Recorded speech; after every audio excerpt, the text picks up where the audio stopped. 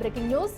Church Gagillapur హత్య case ఇప్పుడు ఆందోళనకు గురిచేస్తుంది. బంగారం డబ్బుల కోసం హత్యలకు తెగబడుతూ పని మనుషులు హంతకుల్లా మారుతున్నారు. పని మనుషుల విషయంలో తప్పనిసరిగా జాగ్రత్తలు పాటించాలని పోలీసులు సూచిస్తున్నారు. చర్చి గాగిలాపూర్ సంచలనం రేపిన సుశీలమ్మ హత్య కేసును పోలీసులు ఛేదించారు. హత్యకు పాల్పడింది ఆ ఇంటి పని మనిషి అని పోలీసులు తేల్చారు. బంగారం కోసమే హత్య చేసినట్లుగా దర్యాప్తులో వెల్లడైంది. ఇంట్లో పనికి వెళ్లిన కవిత అనే మహిళ చెవి కమ్ములు ముక్కుపుడక దొంగిలించేందుకు ఈ దారుణానికి పాల్పడినట్టు తెలుస్తుంది. సుశీలమ్మ తలను సోఫా చెక్కకు బలంగా మోది చంపినట్లుగా పోలీసులు గుర్తించారు. అప్పటికీ సుశీలమ్మ చనిపోకపోతే దిండుతో ఊపిరాడకుండా చేసి హత్య చేసినట్లు విచారణలో తేలింది. వృద్ధురాలు చనిపోయిందని నిర్ధారించుకున్న తర్వాతనే కవిత బయటకు వెళ్లిందని పోలీసులు తెలిపారు.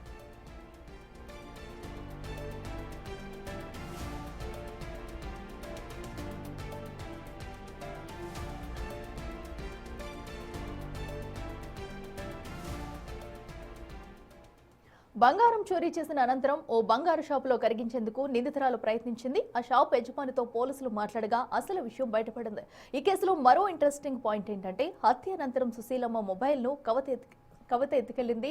మొబైల్ ఫోన్ను ఎలా ఆఫ్ చేయాలో తెలియకపోవడంతో ఇంటికి తీసుకెళ్లి మట్టిలో పూడ్చిపెట్టింది. మొబైల్ ఫోన్ సిగ్నల్స్ ఆధారంగా ఫోన్ ని గుర్తించడంతో కవిత బండారం బయటపడింది.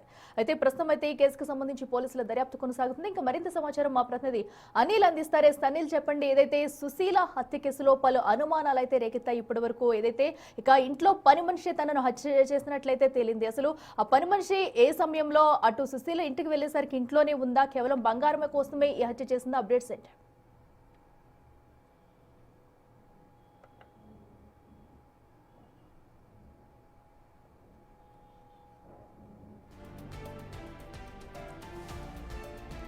రెడ్డిక సంచలనం సృష్టించిన సుశీల హత్య కేసులో అయితే నిజాలు బయటపడ్డాయి. అయితే పోలీసుల విచారణలో ఎవరు హత్య చేశారనే విషయాలను కూడా పోలీసులు అయితే తేల్చారు. ఇంట్లో పని చేస్తున్న పని మనిషే కేవలం బంగారం కోసమే ఈ హత్య చేసినట్లయితే పోలీసులు అయితే గుర్తించారు. అయితే ఇంట్లో సోఫాలో కూర్చున్న సుశీలను అయితే పని మనిషి కవిత తలపై బలంగా బాధింది. సోఫాకి ఉన్న చెక్కపై కూడా తలతో బాధి అప్పటికి చనిపోకపోవడంతో దిండుతో ఊపిరాడకుండా చేసి చంపేసి తమ ఒంటిపై ఉన్న బంగారం దోచుకెళ్లింది.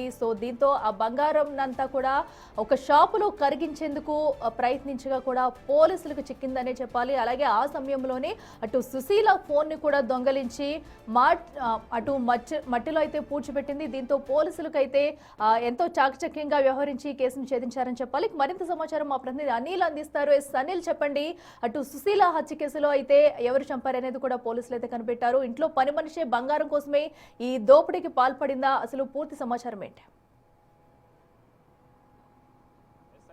చర్చి గాగిలాపూర్కు సంబంధించి సుశీలమ్మ మర్డర్ కేసు అయితే పోలీసులు ఛేదించారని చెప్పాలి. ఈ కేసులో భాగంగా వాళ్ళు నిన్న దర్యాప్తు వేగవంతం చేయడంతో పని మనిషి ఈ హత్యకి పాల్పడినట్టుగా కూడా పోలీసులు గుర్తించారు. ముఖ్యంగా ఈ పని మనుషుల విషయానికి వస్తే ఒక రకమైన ఆందోళన రేపుతుందని చెప్పాలి. పని మనిషిని పెట్టుకొని నమ్మకస్తులుగా పని మనుషులు పెట్టుకున్న అనంతరం ఈ విధంగా హత్యకి పాల్పడుతున్న ఘటనలు అనేవి రోజు రోజుకి పెరిగిపోతున్న పరిస్థితి మనకు కనిపిస్తుంది. అలాంటి ఘటనే నిన్న చర్చి గాగిలాపూర్లో అయితే చోటు చేసుకుందని చెప్పాలి. దీనికి సంబంధించి సుశీలమ్మ ఆమెకు సంబంధించి రెగ్యులర్గా అప్పుడప్పుడు కూడా ఈ కవిత పని కోసమని పని చేయడం కోసమని వస్తున్నట్టుగా కూడా తెలుస్తుంది. అయితే దీన్ని అన్నిటి కూడా రెక్కీ చేసి ప్లాన్ చేసుకొని ఆ తర్వాత ఆమె దగ్గర ఉన్నటువంటి బంగారాన్ని దొంగలించి వెళ్ళిపోదామని చెప్పేసి అనుకున్నట్టుగా తెలుస్తుంది. అందులో భాగంగానే ఆమెకు సంబంధించి కళ్ళు తాగిపించి ఆ తర్వాత హత్యకి పాల్పడినట్టుగా కూడా తెలుస్తుంది. పోలీసులు దర్యాప్తు వేగవంతం చేసిన క్రమంలో ఆ దర్యాప్తులో భాగంగా కవితనే హత్య చేసినట్టుగా కూడా అధికారులు ధృవీకరించారు.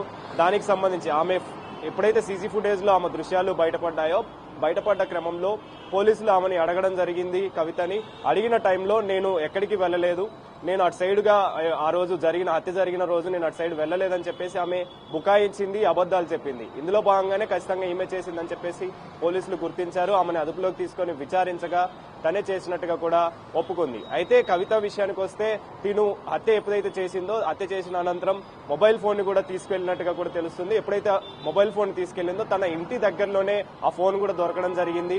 ఆ ఫోన్ ని ట్రేస్ అవుట్ చేసిన తర్వాత ఫోన్ కి దగ్గరలోనే కవిత ఇల్లు కూడా ఉంది. కాబట్టి వీటన్నిటిని కూడా బ్యాలెన్స్ చేసుకొని ట్రేస్ అవుట్ చేసిన తర్వాత టాలీ అయింది. ఈ కేసుకు సంబంధించి ఏమనే కీలకంగా మారనుందని చెప్పేసి విచారణ తర్వాత తినే హత్య చేసినట్టుగా కూడా పోలీసులు ధృవీకరించారు. ఇందులో భాగంగానే ఈరోజు మీడియా సమావేశం కూడా ఏర్పాటు చేయడం జరిగింది. అయితే ఈ కేసుకు సంబంధించి కనుక ఆలోచిస్తే పని మనుషులే హత్యకి పాల్పడుతున్న ఘటనలు అనేవి ఆందోళన కలిగిస్తున్నాయని చెప్పాలి. ఒంటరిగా ఉన్న మహిళల్ని టార్గెట్ చేసుకోవడం లేదా వృద్ధుల్ని టార్గెట్ చేసుకోవడం, వాళ్ళ ఇళ్లలో పని మనుషులుగా నమ్మకస్తులుగా ఫస్ట్ జాయిన్ అవ్వడం, ఆ తర్వాత నమ్మించి కొద్ది రోజులైన తర్వాత వాళ్ళ దగ్గర నుంచి ఈ విధంగా దోపిడీకి పాల్పడుతూ హత్యలకి పాల్పడుతూ ఘటనలు అనేవి పెరిగిపోతున్న పరిస్థితి మనకు కనిపిస్తుంది. ఇలాంటి ఘటనలే ప్రెజెంట్ జరుగుతున్న నేపథ్యంలో పోలీసులు కూడా జాగ్రత్తగా ఉండాలని చెప్పేసి పని మనుషులను పెట్టుకునే క్రమంలో వాళ్ళ పట్ల జాగ్రత్తగా ఉండి వాళ్ళ వివరాలన్నీ కూడా తెలుసుకొని ఆ తర్వాత పని మనుషుల్ని పెట్టుకోవాలని చెప్పేసి పని కోసం పెట్టుకోవాలని చెప్పేసి కూడా పోలీసులు సూచిస్తున్న పరిస్థితి మనకు కనిపిస్తుంది. ఇలాంటి ఘటన ఇప్పుడు ప్రెజెంట్ చర్చి గాగిలాపూర్లో విషాదం ఛాయలు చోటు చేసుకుందని చెప్పాలి. ముఖ్యంగా ఇలాంటి ఘటనలు చోటు చేసుకున్న క్రమంలో పోలీసులు కూడా పని మనుషులను పెట్టుకున్న సమయంలో జాగ్రత్తలు తీసుకోవాలని అయితే సూచిస్తున్న పరిస్థితి మనకు కనిపిస్తుంది. Akhila. Right Anil, thank you.